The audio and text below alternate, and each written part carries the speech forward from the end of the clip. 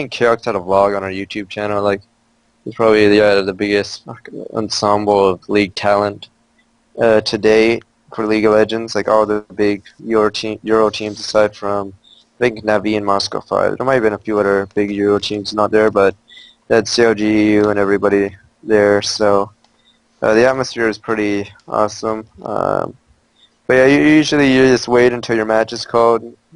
But for us, recently, usually the first match is a warm-up.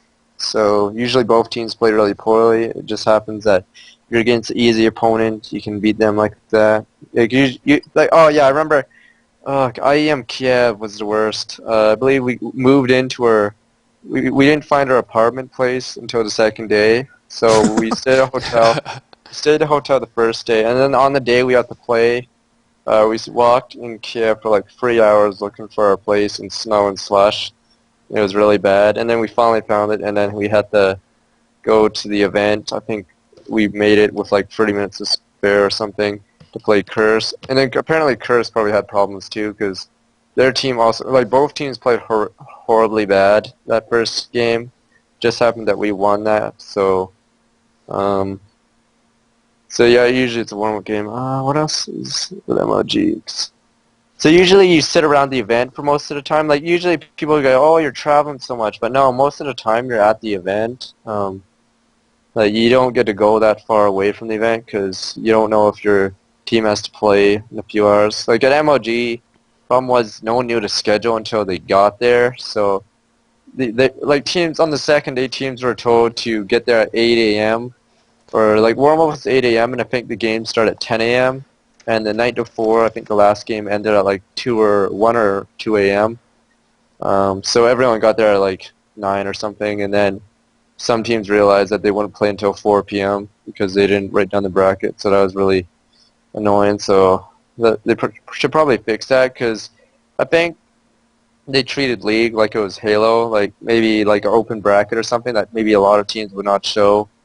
But usually league teams will show up because there's big bucks, yay.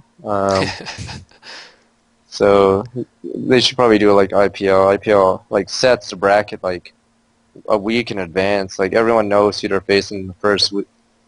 Like there's no surprises suddenly. So like yeah, we didn't even know who we were gonna face on the first day until we saw like Team Marn. So it was like, huh. So Team Marn. That was they were interesting to watch and interesting to watch playing against you guys as yeah. well.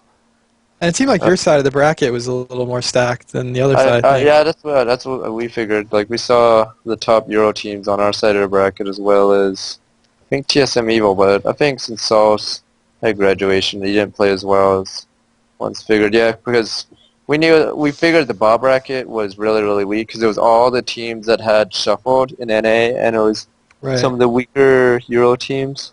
But yeah, then Hotshot surprised everyone and actually did pretty well. So that's why, yeah. And then, yeah, they won the bottom bracket and upset COJEU. So yeah, we just figured that bot side was weaker than the top side at first look.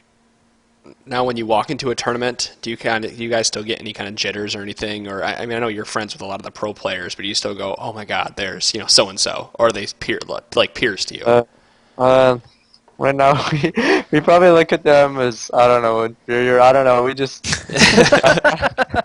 They now we're ass. just really used to it. Like I think our team is probably one of the most experienced that lands out of every single team in league. Trying to think of another team. Maybe like COGNA might have played just as many lands as us. Um, but yeah, right now our team's just more disciplined than a lot of other teams. Like some teams still actually like stay up or party on the night before their game, which like you learn to do that, or you learn to stop doing that on your first LAN because you don't want to lose it. Yeah. So we don't do that. We usually go to bed early because we're more disciplined like that. So that's why we usually play better. Like some teams play really well online, but then when it comes to LAN events, they just don't do proper habits and or get jitters or something, and then end up, yeah, just not performing up to par. when it's like late game and you guys are locked up and the next Baron fight will win the tournament, like what's the atmosphere like on on your Skype call or on your TeamSpeak or whatever you're using? Are you guys confident, or is it starting to get a little testy and you guys are sort of frazzled Uh, a bit? Usually we're really focused. Yeah, usually it's just really tense. Like obviously all the atmosphere noise, like the cheering, like we try to zone that out.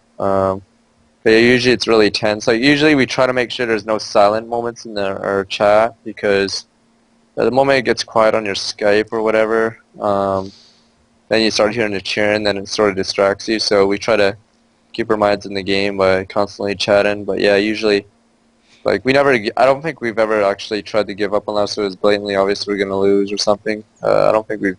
I don't remember the last time we surrendered unless it was fairly obvious we were getting stomped.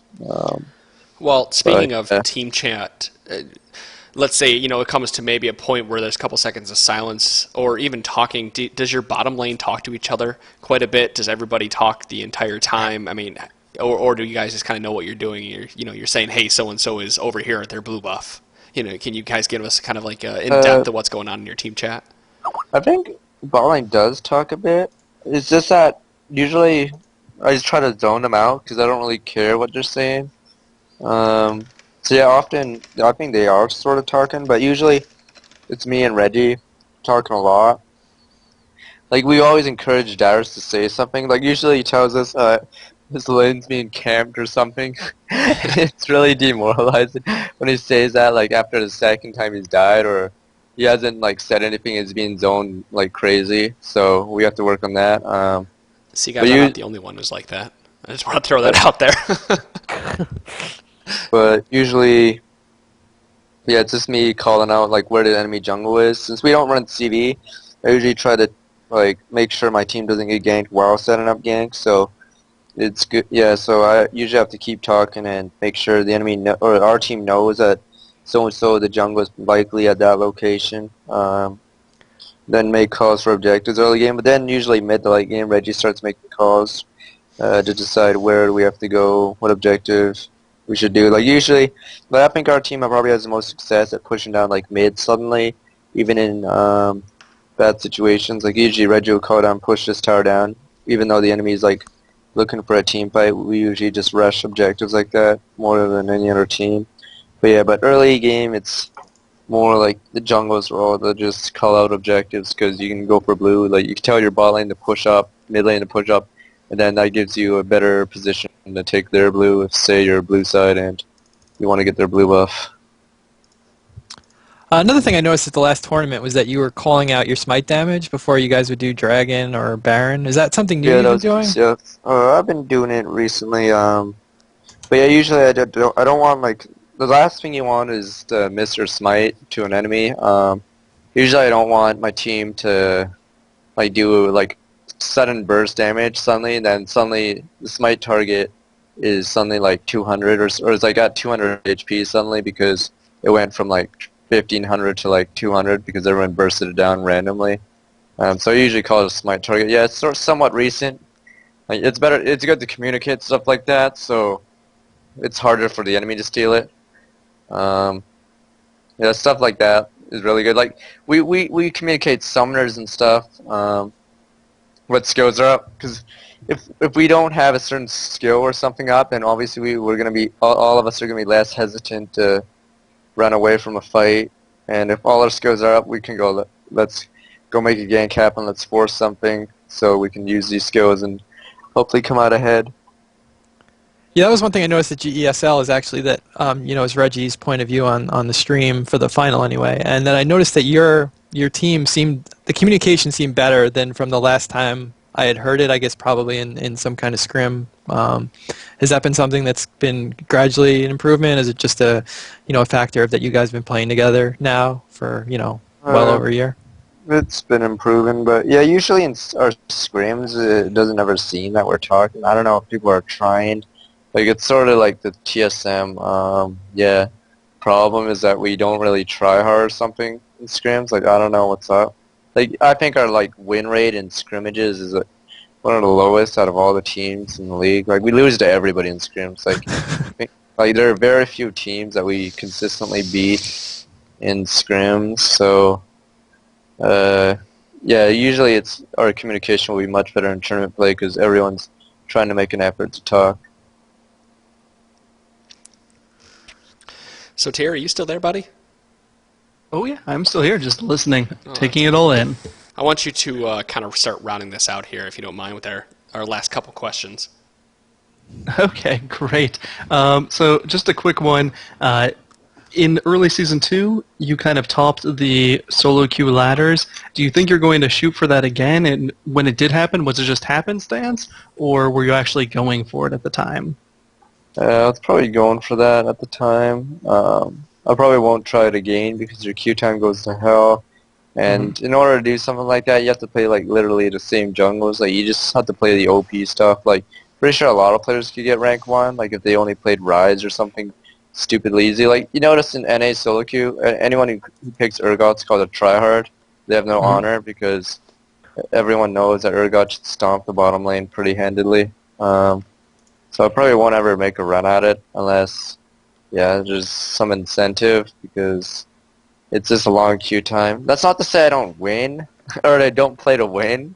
It just it just happens that some champions are easier to win solo queue with than others. So, but it's probably a waste of my time to do that because I might as well just practice mechanics on all different jungles in solo queue while I'm doing it instead of just play one and win all day with it. Cool. Sounds good. Sounds good. Although it would be pretty epic to see you try to make the run. Kind of the last in-depth analysis question we're going to ask, and trying to round it up. So if you want to be brief, that is perfectly okay. When's the best time to get oracles? And do you think, given the map awareness you can take away from the enemy team, do you think they're overpowered at the moment? I think as a jungle, the best time to get oracles would be if you know you can't gank and it's like every lane's a farm lane, so you get oracles to force the dragon. Like that's the only thing you can really do because if you can't, like if Morgana's mid and your mid lane isn't really strong at killing your shield, then you might as well just take out wards instead of waste time ganking. So for the jungle, yeah, that's when you want to do it. For support is yeah, it's when you want to just start snowballing the game in your favor. Do I think its oracles is strong? I think it is. Might be too strong. Like I haven't actually thought of what the consequences would be if they made it really weak. Because the thing about oracles is once a team gets it and they're ahead or even strands, they can really start turning or snowballing the game towards their favor because they can force barons, they can force plays at dragons and brushes, and then the enemy's forced to go to baron wards down. Like it usually breaks stalemates because of that, but at the same time it puts a team that's ahead really far ahead. So probably is too strong, but I assume if they took it away or something or made it weak, we might see more stalemates because it'd be harder to force Baron if you couldn't kill the wards around it consistently because you couldn't hide the fact that you were doing Baron or you weren't doing Baron.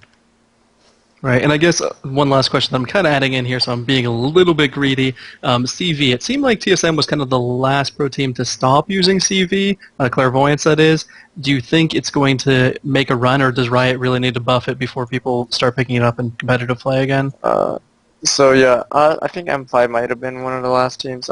We stopped using it because bot lane wanted to start winning their lane. It's sort of like well, the thing is, they'd always go even, but they always complain that they're stuck with a CV. They can't like outright win the lane because the enemy has an extra summoner on them. So once they took out or they stopped using CV, they started dominating a lot of lanes because suddenly the summoner advantage was gone. I mean, summoner disadvantage was gone. So I don't know if we'll ever see it back unless we're like super counter jungling, but. Usually we just have wards now, but yeah, I don't know if we'll ever really make a return unless the team does counter jungle because I don't know if anyone's noticed, but bot lane has suddenly seen a rise in people getting killed. I don't know if it's just people being bad or people being more aggressive, but ever since CB got nerfed, bot lane, there's been far more kills and such, and it's like far more aggressive play. So I don't think we'll see CB back anytime soon. Right. Well, I think another big part of that is heal keeps on getting nerfed as well. Yeah, So Joe once, as well. Yeah. yeah, that does a good part in it. Well, I think that covers most of our questions. Do you have any you wanted to finish up on, Bone? No, actually, that is pretty much all the questions that we've had, and we've had a lot more come from Reddit, but we can't spend 4 hours answering all your questions, unfortunately. Actually, one really, really quick last one. Your fans want to know if you're going to be streaming after this. No. No, he's go to bed. No, I usually just have a set schedule, so I stream from certain hours to certain hours. Like, I find if I start streaming at night, like now, I probably wouldn't get as many viewers, and I'd probably be really tired and cranky, and then maybe my health might suffer because I'm streaming at a weird hour. So then I wouldn't get any sleep. So probably no, I will not be streaming Okay. tonight. Well, there you have it. I'm glad. Thank you very much, TheOddOne, for joining us tonight and answering all the questions. I hope you had fun, with us and answering everything, and hope you'll be back here in the future. Yeah, thanks for having me on. No problem. So, guys, if you want to get a hold of us, Auslander will take us out. Of course, we are the Trinity Force podcast. My name is Ponophobia. I have been your host for this evening. I've been joined with Sotir, who was just asking the questions, Optimus Tom, and Der Auslander. You can find us on ggchronicle.com, and if you're watching live and would like to listen to this again, you can find us over at Twitter at TForce Podcast, as well as we'll give out the rest of the information. So there will be an MP3 and a VOD of this for any of you watching live. And if you want to get a hold of us, ask us any questions, or get anybody else, please contact us, and Auslander will take us out with that information. Okie doke. If you want to give us a call, it's 203-494. It's 203-493-6723. You can text us at that, or you can email us at feedback@trinityforcepodcast.com, or follow us on Twitter, TForce Podcast or GG Chronicle, or follow The Odd One at TSM The Odd One on Twitter. And then also make sure you check out his stream. I think you basically start every day around noon, or most days, I should say. Yeah, noon Eastern, yeah. Yeah, so it's twitch.tv/TSM_TheOddOne. Yeah. And don't forget, Oh, guys. the underslash? ___. I don't think there's even an underscore in that, is it? I'm No, it's an underscore, but what the hell is an underslash? I'm older than you guys. That's what we used to call it back in the day. So Hey, guys. he invented the underslash. And before I go out of here, don't forget to tune into the GG Classic Part 2. It starts July 14th and the 15th. They're round-robin types, so you get to see all your teams play against everyone else. It's on ggchronicle.com, as well as the finals will be July 21st and 22nd. So please stick around on this channel. own.tv/GG Chronicle will be there. So thanks again, The Odd One, for joining us tonight. You've been a great guest on the podcast. And anybody else who's been listening, I hope you guys will stick around and listen to more Trinity Force in the future. So we will talk to you guys later. Peace. Adios.